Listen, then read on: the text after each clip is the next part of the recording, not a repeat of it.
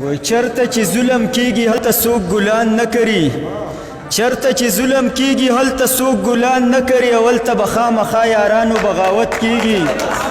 او په دې جونګړه باندې هسې خلک نه دی مین، او په دې جونګړه کې د هر سړي عزت کیږي. ټولو ملګرو ته په خیر راغلی ویم او د سورج صاحب د زیار او کوشش ته هم سلام کوم چې په دومره لنډ او تنګ وخت کې دومره ښکلی پروګرام را جوړ کو. به هر حال شاعران ملګري ډېر دي، دغه څو شعرونه یم چې مدام غربت ته هره ورځ د ړنګه نه سمیږي، مدام غربت ته هره ورځ د ړنګه نه سمیږي، او په اور دې وسوځي قسمت زمونږه نه سمیږي. او د شر به څه غیرت وي شر دې خدای په سین لا وکړي، خو دا بعضې خلک بې د جنګه نه سمیږي. مننه د شر به څه غیرت وي شر دې خدای په سین لا وکړي، خو دا بعضې خلک بې د جنګه نه سمیږي.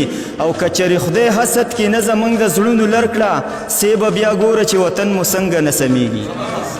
مننه که چرې خدای حسد کې نه زمونږ د زړونو لر کړه، سی به بیا ګوره چې وطن مو څنګه نه سمیږي. او ما ته د ښار د ښایستونو صفت مه کړه ګرانه، د ښار بدرنګ ښایست بغیر د رنګه نه سمیږي.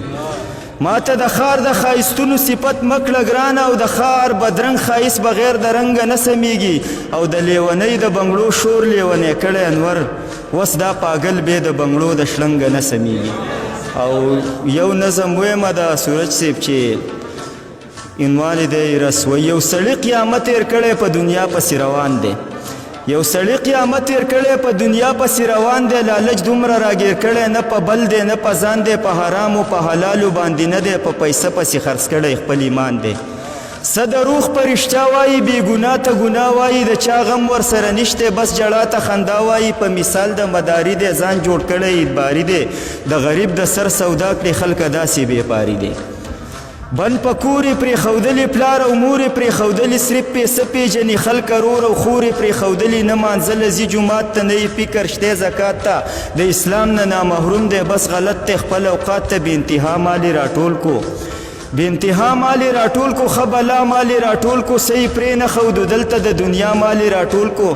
شیش محلې ځان له جوړ کو، لکه ګلې ځان له جوړ کو، په نخرو ډیزاینونو بس نوم خپلې ځان له جوړ کو، چې داخل په دروازه شو بس په غم کې اموخته شو، داسې ژوند کې مبتلا شو، په خپل ځان باندې اخته شو.